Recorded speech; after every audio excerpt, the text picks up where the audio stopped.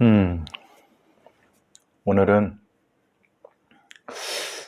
성범죄, 그 성범죄에 관련된 진짜 이해할 수 없는 판결이라고 할까요? 영장 기각이라고 할까요? 판사들의 이 골빈 행동들, 골빈 판결들, 이렇게 표현하면 좀 그런가요? 과거 그 사법시험이 있을 때는 그래도 제일 공부 잘하는 어쨌든 점수가 제일 높은 사시하고 사법연수원, 그래서 제일 상위에 있는 한 200명 정도가 판사로 임명이 됐죠. 그 다음에 검사, 그 다음에 변호사, 이렇게 된다고 했는데, 물론 개인에 따라 차이가 있습니다. 그런데 이제 로스쿨 시대로 들어오면서 판사를 어떻게 했냐면, 로스쿨 갓 나온 애들을 이렇게 임명하는 건 자기네들도 좀 이상하니까 로스쿨 갓 나온 게 아니라 이제 경력 판사라는, 말하자면은 로펌, 우리나라에 굉장히 김앤장이나 태평양이나 율천이나 5대 로펌, 10대 로펌인데 대략 3에서 5대 로펌 정도, 거기 있는 애들이 주로 경력 법관에서 다수 다수 임명될 수밖에 없습니다. 근데 사실은 로스쿨을 누가 갑니까? 스카이 중에서 제일, 근데 그것도 이제 스펙이 있고 이렇게 하다 보니까 거기서 돈 많고 빽 있고 힘 있는 애들, 면접 잘 볼 수 있는 애들, 어쨌든 좀 어떤 아빠 찬스, 엄마 찬스, 가족 찬스, 아니면 이런 찬스를 쓸 수 있는 애들, 걔네들이 그런 학교를 가고 그런 로스쿨을 다녀서 또 그런 로스쿨을 졸업을 하고, 또 그런 로스쿨 교수들이 대부분 그 바운더리에 있는 그 집단들이니까. 그리고 이제 로펌으로 잘 스카우트되고 잘 돼가겠죠. 예를 들면 아버지 잘 만나서 엄마 잘 만나서 가족 잘 만나갖고, 아니면 학교, 그런 로펌을 나온 애들이 결국은 판사, 검사, 특히 판사 이렇게 많이 되는 거예요. 그러니까 이제 과거에 비해서는 더 어떻게 보면 능력이 떨어지고 머리가 나쁜 애들, 아니면 상당히 과거에 비해서 문제가 될 만한 사례들, 물론 이것은 전체적으로 한번 전수적으로 따져봐야 될 것 같습니다. 근데 적지 않은 그 사람들이 우리나라의 지금 판사 임용에 대해서 굉장히 걱정을 많이 한다. 그거는 결국은 그럼 과거로 돌아가지 않는 거냐? 그렇진 않다. 말하자면은 좀 경력 법관이라 하더라도 실제로 기껏해야 3년 이렇게 5년 안쪽이 아니라 적어도 10년, 그리고 그 경력의 상당수는 사회봉사활동이라든가 아니면 일반적인 어떤 그 개인의 어떤 그런 영업행위 관련된 것이 아니라 기본적으로 한 3년은 사회적 공익활동을 한, 그리고 여러 걸 경험한. 그런데 그거만큼 그러면은 이 판사가 월급 많이 주느냐?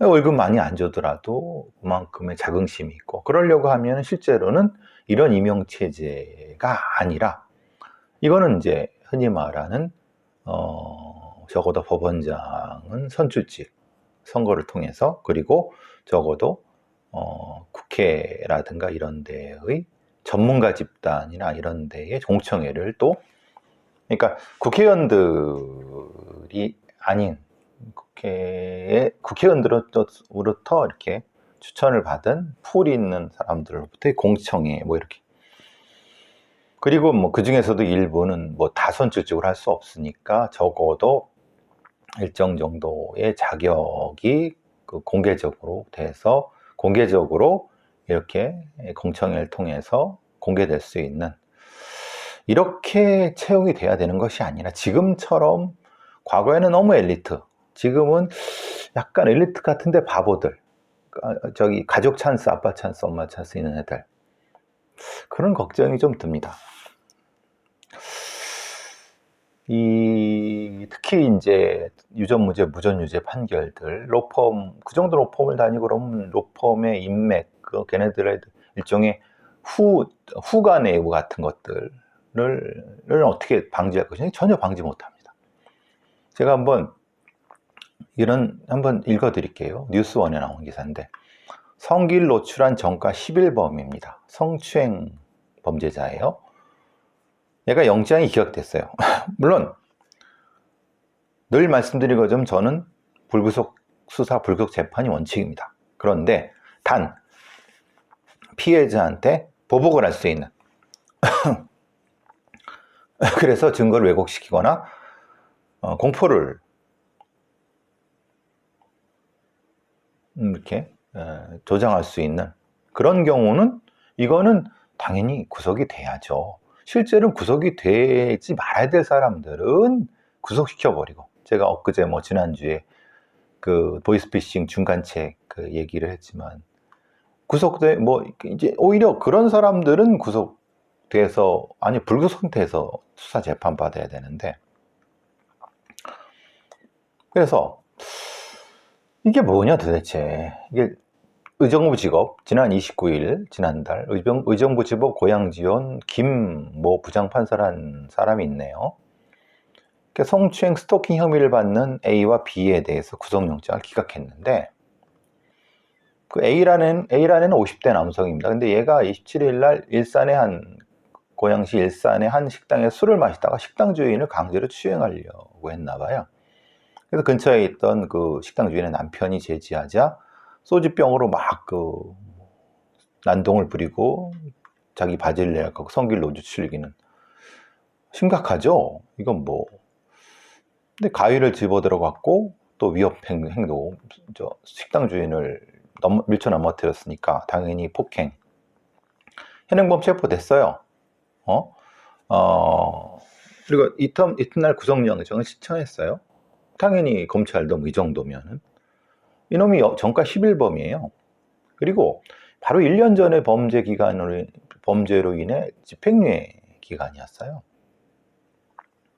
그런데 아까 그 부장판사라는 인간이 증거가 수집돼 있고, 그래, 증거 수집돼 있죠. 도주 우려가 없죠. 근데 도주 우려가 있는지 없는지는 조금 좀 논란이 되는데, 그 다음이 문제예요. 아파트가 자가라는 거예요. 사회적 유대관계가 있다. 구속영장 기각이 됐어요. 그러니까 아파트가 자가라는 이유가 왜 사회적 유대가 있다는 거죠? 그럼 전세집 사는 사람들은 사회적 유대가 없다는 건가요? 지금 전세 값도요 10억이 넘어요. 이 돌대가리 같은 부장판사 놈이 진짜 이건 너무 이상한 놈 아니에요?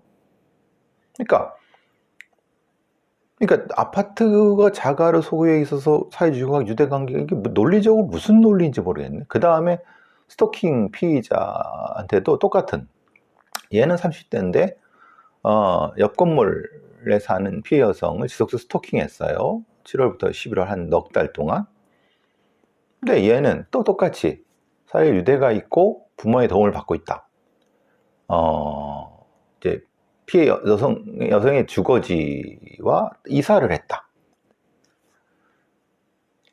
피해 배상을 할 의사를 강하게 표출하고 그럴 경제 여력이 있다.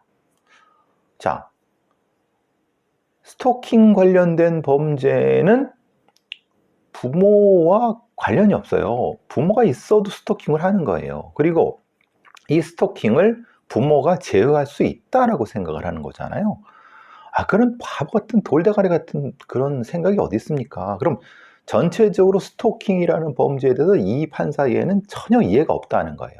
제가 늘 형사법원이라든가 이런 법원의 판사들이 너무 무식하다. 특히 범죄학이나 범죄 심리적으로 너무 무식해갖고 이건 진짜 황당할 정도로 무식하다. 근데 사실 이거를 저는 오히려 무식하다는 게 더 오히려 무식했으면 좋겠어요. 그게 아니라 이 새끼들이 알면서도 소위 말하는 그 피해자, 피의자, 가해자의 변호사나 뭐 이렇게 해갖고 그것 때문에 혹시 봐주려고 이런 바보 논리를, 그 바보 전략을 쓰는 거라고 하면 이건 더 사악한 거죠. 스토킹이라는 범죄는요, 부모가 제어하려고 제어할 수 있는 게 아닙니다. 그러니까 말하자면 얘네들은, 이 판사들이, 얘들은 기본적으로 이런 범죄가 기본적으로 부모가 있으면, 아니 가족이 있으면 제어될 수 있다는 생각을 하는 것 같아요. 아니 그런 증거가 어디 있습니까? 그런 어떤 연구 결과라든가 그런 데이터가 어디 있습니까? 순전히 자기 상식도, 그러니까 범죄에 대한 연구라든가 그걸 근거로 해서 데이터를 산출하지 못한 우리나라 범죄학이라든가 아니면 범죄학자들의 큰 문제이기도 하고, 그렇지만은 적어도 그걸 모르면은 관련자들한테 물어갖고 이거는 부모의 도움, 유대가 스토킹의 억제와 연결이 됩니까? 라고 물어보기라도 해야 되는데, 이것들이 진짜 바보들인지 그런, 그러니까 자기가 잘났다고, 자기 혼자 잘났다고 너무나도 큰 착각에 사는 것 같아요. 보세요. 피해자는 여기 있어요. 아직 살고 있어요. 본인은 이사를 갔어요. 그러면, 근데 이사를 간 게 이 스토킹의 이 보복행위를 아니, 이사를 가면 우리나라 같이 가까운 데에서 다시 가서 스토킹할 수 있잖아요. 지금 이 판사는 바로 옆 건물에 있기 때문에 스토킹을 했다는 거예요. 아니, 그게 아니에요. 스토킹은 저 멀리 와서도 할 수 있는 거예요. 또 하나, 피해 배상을 할 의사를 강하게 표명하고 있다는데, 아니 그럼 피해 배상을, 그럼 공탁을 걸든가, 아니 그렇죠, 아니 피해자랑 이거 합의를 보든가. 이 얘기는 뭐냐면 합의를 안 받다는 거잖아요. 의사가 강하게 있다는 건 왜 안 받겠습니까? 그럼 피해자가 적절한 액수에 만족되지 않는 걸 했거나, 아니면 아예 피해자는 쟤는 더 처벌받아야 된다고 한 거잖아요. 그러니까 판사는 기본적으로 피해자의 생각은 전혀 생각하지 않고 얘만 생각하는 거예요. 그리고 경제적 여력이 있다는 것과 스토킹이 무슨 범죄가 무슨 어떤 그 관련성이 있습니까? 하여튼 이런 돌대가리 같은 판사들 때문에, 아니 사악한 판사들 때문에 이런 스토커라든가 성범죄자들이나 스토킹 범죄자를 더 양산하는 꼴이 되는 거예요. 아까 성추행범, 이거 정가 10일범이야. 생각해보세요. 정가 10일범이고 지금 집행유예 기간인데, 그것과 자가 소유하고 있기 때문에 사회가, 그럼 자가 소유하고 있는 놈이 왜 정가 10일범이 됐습니까? 이상하지 않아요? 그러면 자기가 열심히 돈을 번 게 아니라, 생각해보세요. 그냥 어떻게 얹혀 살거나 아니면 이렇게 자기가, 그러니까 얘는 그것과 열심히 노력해 성실하게 이런 게 아니잖아요. 그죠? 정가 11분 동안 계속 범죄를 저지르고 사회의 아주 해양 요소인데, 그래 증거 수집이 됐어.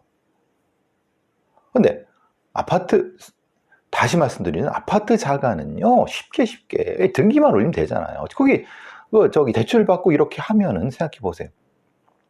적은 돈을 했어요. 그게 무슨 불속 사유입니까? 제발 좀 이런 좀 진짜 등신 같은 판사들은 제발 좀, 근데 이게 사악한 판사놈들일까봐 걱정이 되는 거예요. 진짜 이거는. 여러분 어떻게 생각하십니까?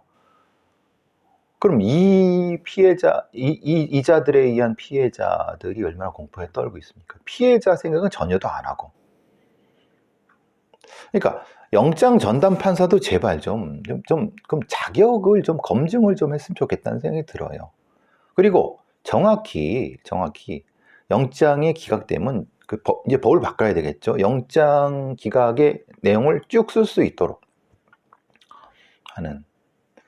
그리고 이런 판사들은 그냥 빨리 퇴출시켜야 돼요. 오히려 이런 경우는 AI가 훨씬 더 낫겠죠. 근데 AI도 과거에 잘못된 이런 놈들이 판결한 거를 학습해 갖고 하면은 이거는 좀 아니지 않나 싶어 갖고,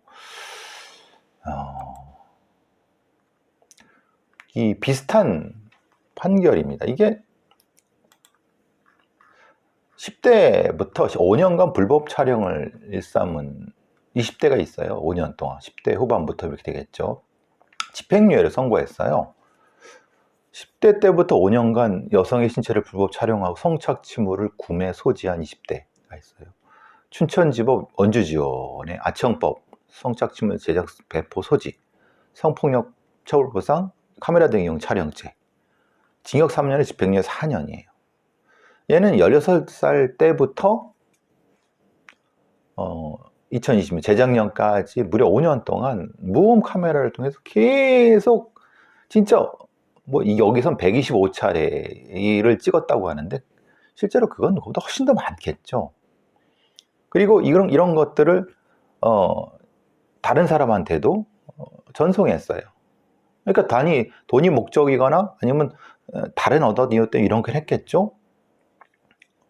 그리고 얘는 또 뭐냐, 그 아동 성착취물이라든가 여성의 치마 속 속옷을 찍은 사진을 구매하고 소지하고 배포한. 그러니까 얘는 이미 심각한 성범죄자인 거예요. 이만큼 되게 위험해. 그러니까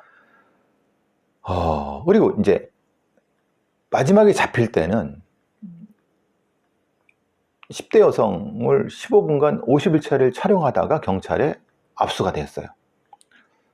그래서 그러니까 10대 중반 어린 나이부터 오랫동안 그 무분별하게 촬영하고 이렇게 했어요. 그런데 얘가 이렇게 집행유예 받은 이유는 범행을 인정하고 잘못을 뉘우친. 그거는 개소리라니까. 잡힌 다음에야 인정하고 뉘우치는 얘기를 하죠. 당연히 판사 앞이고 검사 앞이고 수사관 앞이니까.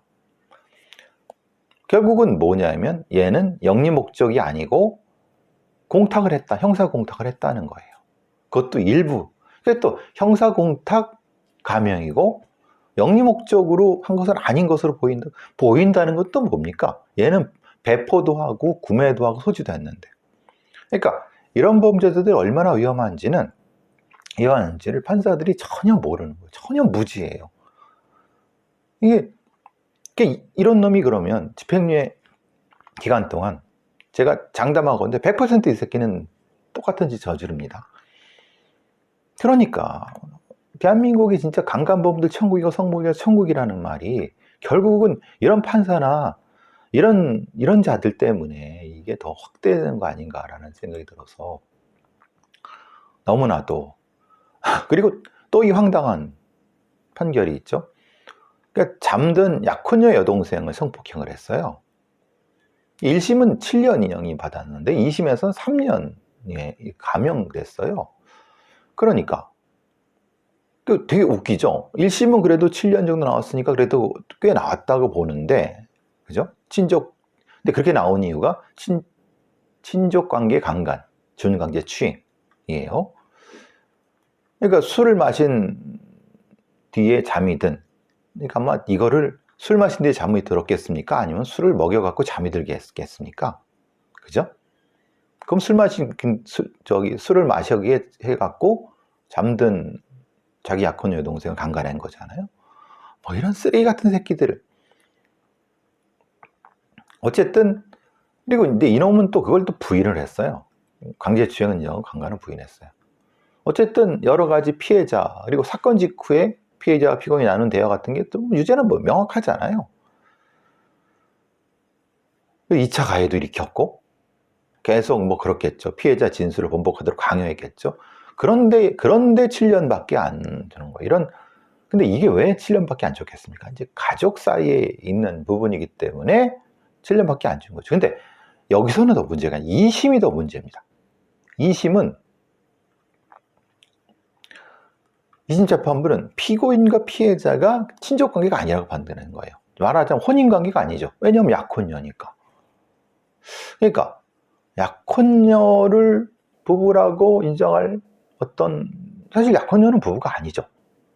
그런데 부부관계를 예정한 것을 빌미 삼아서 그 약혼녀 여동생을 끌어들여서 그거를 말미암아서 그걸로 이혼을 해서 혼인관계 예정을 이유해서 한 거기 때문에 오히려 더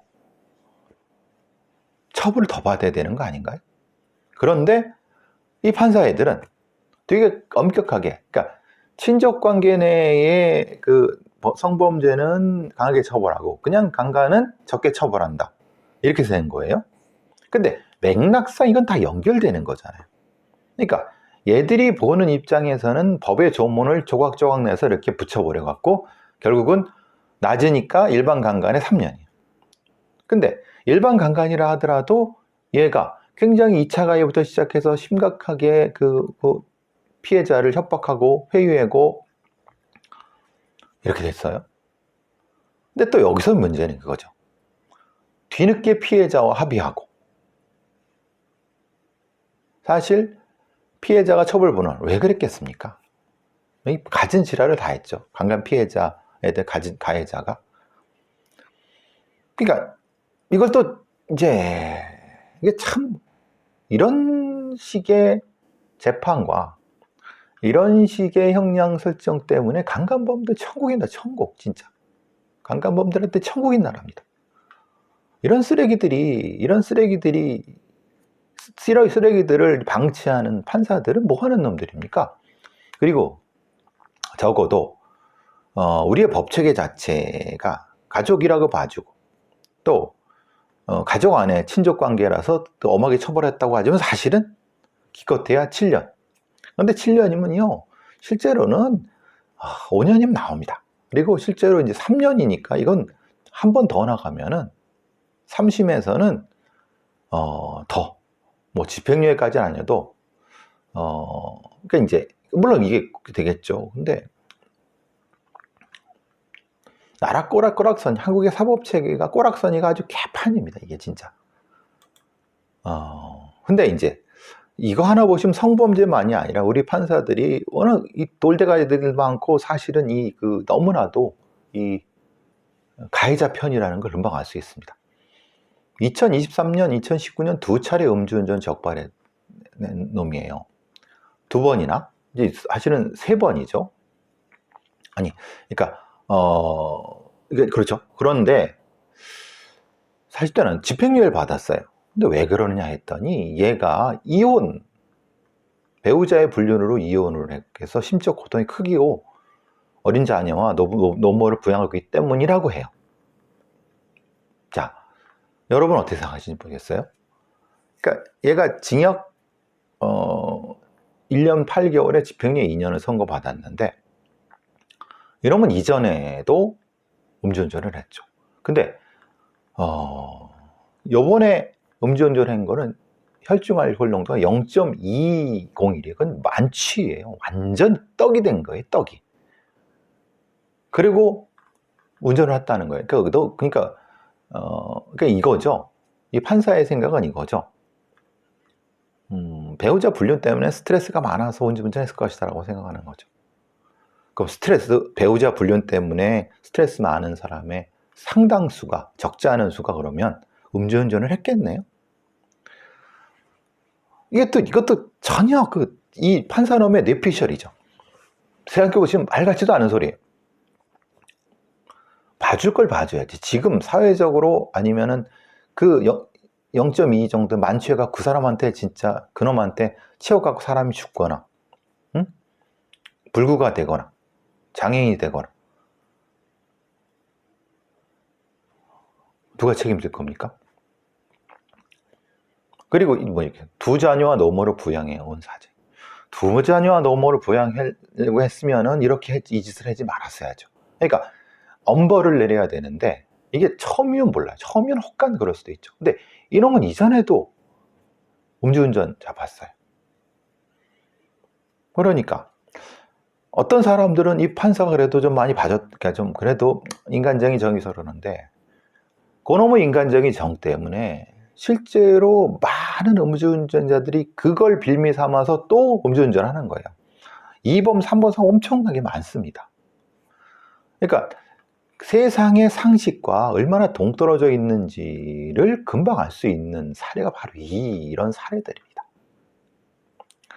그런데 이게 이제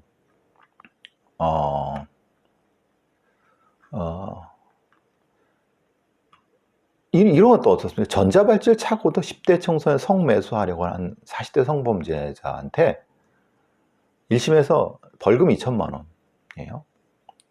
그러니까 이것도 좀 황당하죠.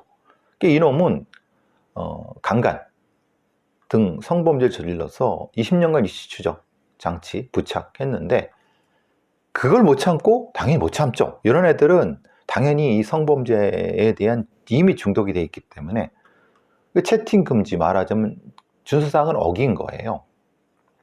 그걸 통해서 또 청소년의 성매수를 하려고 했던 거죠. 그런데 그러니까 얘는 이미 2016년도에 6년형을 선고받고 2012년도에 출소를 했어요. 그럼 2016년도 그때는 생각해 보세요. 이제 6년 강간죄면은 심각히 위험한 놈이거든요. 그 위험한 놈이 위험한 짓을 해서 또 성매수를 하려고 했죠. 그럼 성매수를 하려고 했겠습니까? 이거 가서 성매수하는 과정에서 또 강간하고 때리고 당연히 그럴 거라고 생각하지 않으세요? 그럼 이런 놈한테 벌금 2천만 원이 무슨 의미가 있습니까? 네? 안 내고 버티겠죠. 그죠? 다시 쳐넣어야죠, 이런 애들은. 근데 왜 이렇게 봐줬느냐 했더니 아직 이루어지지 않았고 뭐 위반이 이루어지지 않았다. 근데 얘의 범죄 성향을 따져볼 때는 실제로 굉장히 재질이 불량하죠. 근데 이게 왜 그럴까? 이런 어떤 판사들이 대법원의 그 성인지 감수성이 떨어진 거 아니냐. 2018년도에 여러분 아시다시피 미투 운동이 벌어지고 그러면서 대법원의 성인지 감수성에서 대법원의 판결이 나타났습니다. 즉 전형적인 피해자 상황에서 벗어나 성범죄 피해자 말을 잘 믿어주지 않는데 피해자 다음이라는 통념으로 피해자 진술의 신빙성을 배척해서는 안 된다 라고 하면서 매우 중요한 그 판례고 어떤 그 기점이 됐죠. 그래서 그 뒤에 피해자 다음으로 피해자답지 않음으로 피해자를 공격해서 유죄를 아니면 무죄를 얻어내려고 하는 변호사 혹은 검사 이런 어떤 파급법적 관례가 많이 바뀌었죠. 그런데 지금 요번에 일종의 판례를 바꾸려고 하는 것이 아니냐. 즉 말하자면 2018년의 판례가 실제로는